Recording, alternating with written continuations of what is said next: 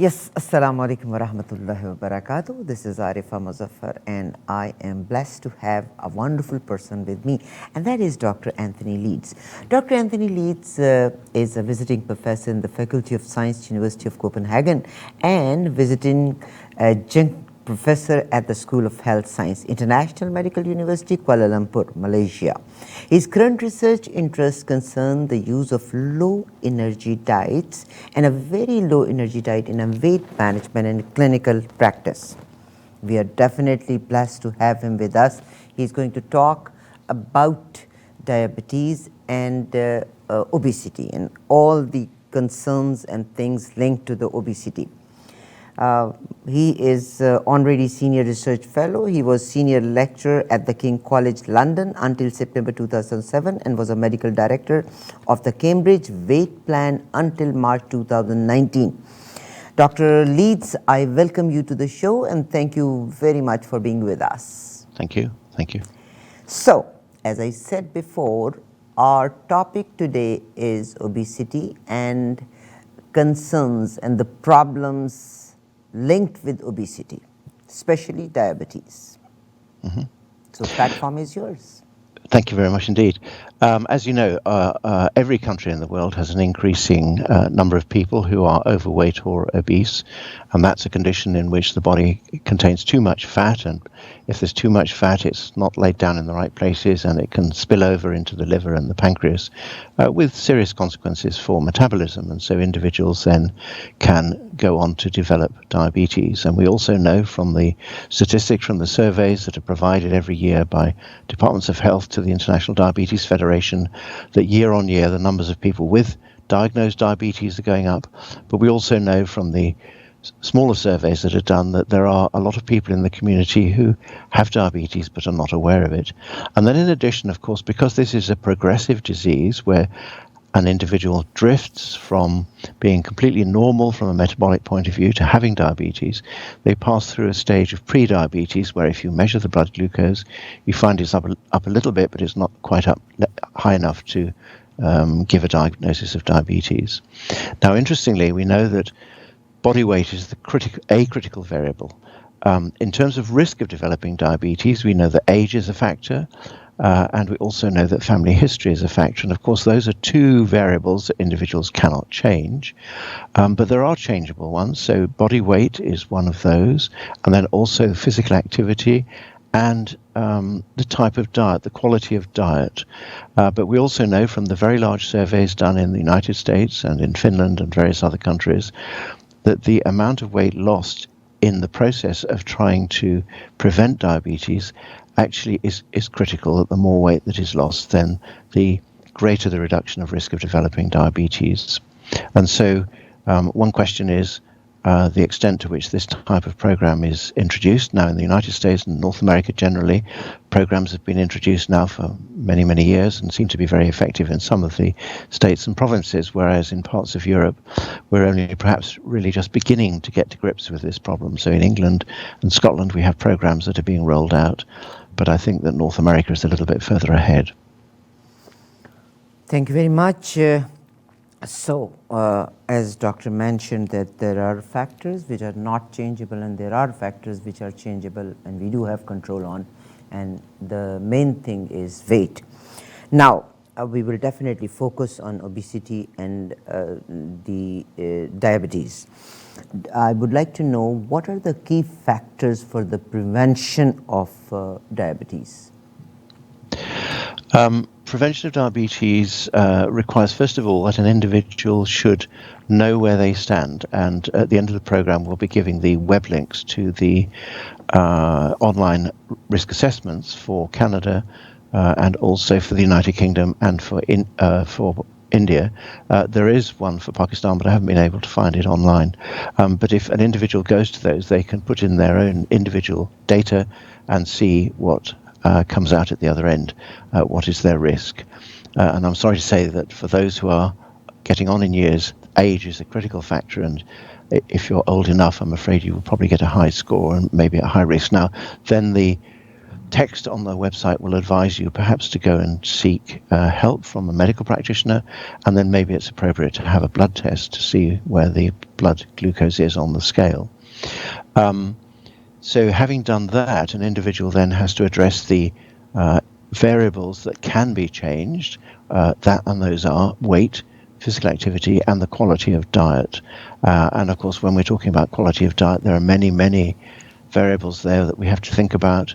The amount of protein, the amount of fat, the type of fat, carbohydrate, and so on. We'll come back to those in just a moment. As far as weight is concerned, the question is, well, how much weight loss is needed?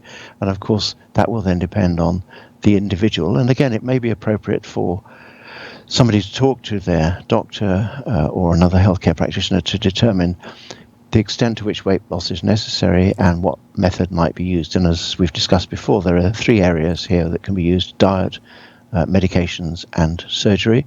Some people are really very heavy, and the team that would advise them would probably perhaps suggest surgery in some cases. At the other end of the scale, conventional diet may give sufficient weight loss. And we know that in diabetes prevention programs, something of the order of 5 to 7% weight loss will give nearly 60% of people prevented from developing diabetes over a 3-year period. That's from the North American studies. And indeed, for older people, that amount of weight loss will give an even greater amount of reduction of risk. And the question then is, how many kilograms or pounds does that translate into? Well, if somebody's 100 kilograms in weight, that would mean trying to achieve 5 to 7 kilograms weight loss. That's 10 to 14 pounds. Seems quite a lot. Can be achieved by conventional diet in individuals in whom there is scope for change. And another key thing, of course, is that if weight is lost, it's very important to ensure that it is not then subsequently regained. And we know that normally the natural history of weight loss is that after a good weight loss, there's a natural tendency to drift upwards. Why does that happen? That happens because there is a little bit of adaptation in the body, becomes a bit more efficient and conserves energy more efficiently, and also that it's very easy to drift back to old habits, especially if there's insufficient support. And so that draws our attention to the fact that by whatever means an individual does achieve weight loss, they should be supported by a doctor or dietitian or another trained person who can help them to be supported at times when they need support. Thank you, Doctor. What is the glycemic index, and is it important for the diabetes prevention? Glycemic index is an index that describes carbohydrate foods that was described by one of my colleagues, David Jenkins, who actually works in Toronto, still working at the University in Toronto. And in 1983, he described this index, which is a value that you get when you test a food to see how high it will raise the blood glucose. Now, some foods will give a high level of blood glucose, others will give low ones. Let's take some examples. Ordinary potatoes will give medium to high levels. Sweet potato will give lower values. Corn will give lower values. Legumes will beans will give, lentils will give lower values. Rye bread will give a low value. White bread will give a high value. Now, this may sound all very complicated, but actually it's relatively straightforward, and there are published lists. Why did he introduce this? And that was because he had shown that if we take account of the glycemic index of the carbohydrate in the food and the effect it has on the blood glucose, that it would help in the control of blood glucose in people who do not have diabetes, but also in people who have diabetes. And so nowadays, when dietitians give guidance about the choices of carbohydrate, they do take account of glycemic index, and they also take account of glycemic load, which means the total amount of carbohydrate in the diet. And we are now moving towards using less carbohydrate in diets than was the case previously. Dr. Leeds, is there any chance to make the program more comprehensive? We can attach the low carbohydrate diets in the program, or whatever the index you told. Can we attach that also? Yes. Or we can attach the link? Yes, surely. There are published links, and I can provide you with some shortened tables that you could put up. people will find this interesting, and I can also provide web links to websites that give information. But I think the key thing is that this work was done by an academic based at Toronto, and that he described this variable 1983, and it's now moved towards common practice. Now, another interesting issue is that within the European Union and in Australia and New Zealand, a very large trial on prediabetes has just been done, in which the initial intervention was an 800-calorie total diet replacement program for 8 weeks, and that, as you know, is one of the areas that is of particular interest to me. This resulted in about a 10 to 11 kilograms weight reduction in 8 weeks, and those who achieved sufficient weight loss then went on to a 3-year program of weight maintenance, in which they were offered different levels of glycemic index and different levels of exercise.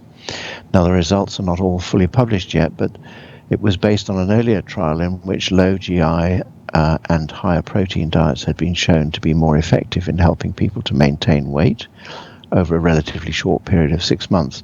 And this trial in prediabetes has been partially published, and we're waiting to know the results with respect to glycemic index, and the expectation is that it will probably show that low GI diets are slightly more effective in helping people to maintain weight and to maintain their non-diabetic status, probably. Again, it's my question, it's my curiosity, and of course I want to make this program very comprehensive. How can people, I know anybody who's watching it would like to think, how can they join this 8 weeks or 6 weeks program? Is there any way, or is there any link where people can join these programs? Well, in different countries, different programs are available, and on the guidelines for management of obesity in Canada, they have reviewed a number of commercial programs, and one is listed. I think it's one that you probably normally would need to use under the guidance of a dietitian. But my recommendation is that if somebody wants to use one of those total diet replacement formula diet programs in order to achieve the initial weight loss, and in other words, replicate the findings in this so-called preview trial, that they might seek out a dietitian, or certainly go to their general practitioner first, or their GP, primary care physician, ask for guidance. It's also very important that they do that in any case, because there may be some other medical conditions that need to be considered in relation to weight loss, and it's always wise to consult and get professional guidance before attempting a weight loss program. Well said. Now, fibrous foods. So what is the dietary fiber, and high dietary fiber, does it help to reduce weight? Dietary fiber is the non-absorbable carbohydrate that's within plant foods, and the lignin, which is the woody parts of food. Not that we eat an awful lot of that, but there's little of it. And this is interesting historically, and also of particular interest to me, because David Jenkins, who I just said described the glycemic index in 1983, he and I had also been working in London in the previous decade on dietary fiber, and demonstrated that there are, first of all, different types of dietary fiber. So the fiber that's in legumes tends to be types of polysaccharide, that's chains of sugars connected up, but they're not digestible in the upper part of the gut, and they have a physical effect on the rate at which sugars are absorbed from the food. And so this is why if you eat beans or lentils with other foods, you will tend to get a flatter glucose response. But dietary fiber is also important because dietary fiber is the cell walls of plant foods. And if you think of the wide range of plant foods that you eat and the way in which you eat them, you can see immediately that there are all kinds of different situations. If you take leafy vegetables, for example, we sometimes use those in salad. So you're taking the entirely intact food there. Each cell is intact.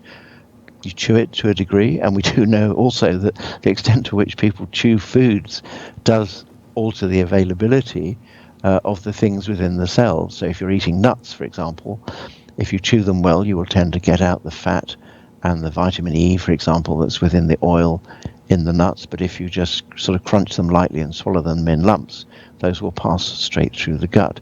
So there are all kinds of interactions here. The the natural state of the plant food, the extent to which it's processed and cooked. Cooking, of course, breaks open the cells so that the starch and the fat globules are available for absorption. Vitamins and minerals become available. And then, of course, you chew it passes into the stomach, it's digested, passes down the gut, and then gets some residual material, then gets to the lower end of the gut, and then can become substrate for bacterial fermentation. And we now know that this has a tremendously important effect on body health.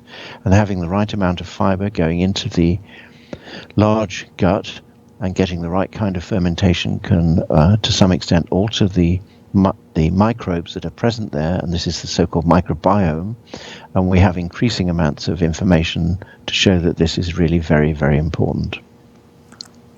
I know, though, no question is a stupid question, but of course it's a reactive question. So as you said, that the more we chew, the more it is absorbed, and if we don't chew, it just passes out or goes through the gut. Is that right? Yes, I was thinking there specifically of nuts. But nuts are very important and interesting because they're good sources of very good oils and also important micronutrients like vitamin E. And they can actually, one of the interesting things that's also been shown is that 1 ounce or 28 grams of nuts is a very good snack to use spread throughout the day. Because as you know, in relation to management of body weight, one of the problems is inappropriate snacking.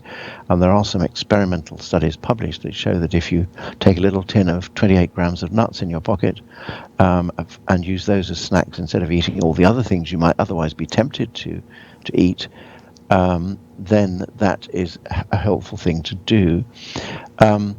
The issue about chewing applies particularly to nuts, but it also applies to other vegetables as well. So if you're eating raw, let's say raw carrot, again, the same thing would apply. If you chewed it well, you'd be more likely to get the orange pigment, the beta-carotene, out of the cells, whereas if you just, not that most people would, just chewed it lightly and swallowed it in lumps, it wouldn't be as available. Or you might make a puree by putting the carrot in a blender and then maybe taking the puree. And of course, for any plant food, if you've made a puree, the contents of the cells will be more readily available. So this means all the plant food with these cell walls, that is helpful for absorption of these sugars. Celery is good, cucumber is good, is that right? Where the energy content is very, very low. And another important variable in making dietary choices is the energy density of food. And for cucumber and celery, the amount of energy per gram or per ounce of the food is very low. In contrast, other carbohydrate foods, starchy vegetables, for example, the amount of energy per gram or per ounce of food is much higher. And energy density is another variable that is taken account of in giving guidance on dietary choices. In the final analysis, though, of course, people eat foods. They don't really talk about a diet. And it's really just a question of making exchanges. The dietitian would initially start by taking a history and finding out what people's preferences were, what the quantities are that they would be consuming, and then give guidance on the portion sizes. And this is an area where many individual patients or people seeking guidance about diet are quite surprised that the portion sizes that we would recommend in a weight loss program can be quite small. So the standard portion for rice, for example, would simply be a fistful, which is much less than many people would normally use on a day-to-day basis. Thank you very much. As all your work is around the low diet foods and also the low energy diet in the weight management, now what are the other conditions what you would like to mention about the weight management? Weight management is very useful in all or most of the conditions which are associated with obesity. So one of the other important ones is osteoarthritis, where the knees and hips and other weight-bearing joints, and indeed even small joints, for example, in the hands, can be affected by arthritis, both in terms of wear and tear and also inflammation. We have very good experimental evidence that weight loss is beneficial there, but also there is a condition, obstructive sleep apnea, where the airway can become temporarily and very briefly obstructed during the course of sleep. And it's the frequency with which that happens that determines the severity and the effects of it. And people with moderate or severe sleep apnea may well run into problems because their blood oxygen goes down, their blood pressure may rise. Moderate and severe obstructive sleep apnea does cause an increased risk of stroke, high blood pressure stroke, and heart attack. And so it's another condition that we would wish to treat effectively. There are very good treatments. We will come to those later, but weight loss is also important. And of course, I just mentioned blood pressure, and a good reduction of body weight and maintenance of body weight can be beneficial as far as blood pressure is concerned as well. Thank you very much. Now, as we are trying to provide a weight management guide to the people, what can we give them that they can find all things at one place, that how to address obesity, how to address their weight problem? Can we compile everything at one place? Yes. Well, there are some very good sources online, and Obesity Canada has a lot of very good pages and a lot of information, a lot of good web links, some short videos which you can look at. And so I would recommend visiting that website. We are providing the web links to the diabetes risk assessment websites and also Obesity Canada at the end of the program, and that would be where I would recommend that people should start, because you can be absolutely certain the advice that you're given there is thoroughly authoritative, scientifically proven information is provided, and I do know some of the individuals involved who are providing this, and it is first-rate website. Thank you very kindly. I have a very odd question towards the end. When I was young, it was very easy for me to control food or control my appetite. But the older I'm getting, I can't control it, and I need to eat something here and there. What is the problem? How can I control it? And I think the comment that I would make would be that it's a question of being conscious of what the reasons are as to why you want to eat. And I think it's useful, and I try to do the same thing as well. There are situations where you've done a piece of work and you think, now I need to have a break and maybe have something to eat, or maybe one is a bit stressed up because you've got to deliver something by a deadline and it's not going very well and you just want to sort of nibble something. If you ask yourself, are you really hungry? Do you really need it? Are you hungry? Actually, many people rarely actually experience real hunger, and most of the triggers that cause us to eat are not related to hunger. They're actually related to the work environment, the social environment. Obviously, most of us have had very little social interaction over the last year for the reasons of being locked down, but in the past, when we perhaps were out with colleagues and friends, there's a temptation when individuals are eating together perhaps to eat more, maybe drink more than might otherwise be the case. So we just have to be aware of the triggers that are causing us to eat when perhaps it's not necessary to do so. I'm not sure whether that's a very helpful comment for you or not. It is. But I think sometimes even though if we are thirsty, we don't feel that, we go and eat something. So this means sleep properly, drink more water, and control appetite. Is that Absolutely. right? Yes, absolutely. And you've mentioned sleep, and sleep duration and quality is very important. We know from the very large surveys done that the duration of sleep now, although it's changed actually in the last year, but prior to the onset of the pandemic, sleep duration had been reduced. People were spending more time on their screens than they had, say, 20 or 30 years beforehand. Children not sleeping enough. And generally the view is that people were not getting enough sleep. Now, interestingly, I've read sources that suggest that people were getting more sleep when they were locked down, which is a good consequence. But overall, because of all the devices that we have and the availability of all kinds of entertaining material, the discipline of perhaps not watching something on a screen for a couple of hours before going to bed has been lost. I have to say that one of the things that I've always said to individual patients is to ask them about their screen use and say, obviously, you're completely free to do whatever you like, but it might well be beneficial to try out the effect of not using a screen for a couple of hours before going to bed, partly because of the blue light, which is stimulating, unless you can get one of those programs that changes your screen towards yellow as you approach midnight. Those are available. But avoidance of screen use for 2 hours before going to bed may be helpful for some people. Wonderful. So one thing Dr. Leeds mentioned is to discipline ourselves. And everybody who is overweight or obese, you must think, do you sleep properly? At least 6 hours deep sleep is necessary in our life. Dr. Leeds, thank you very kindly. And in next program, we will be talking about some other sickness related to obesity. Thank you. Thank you. Thank you very kindly for your time, though.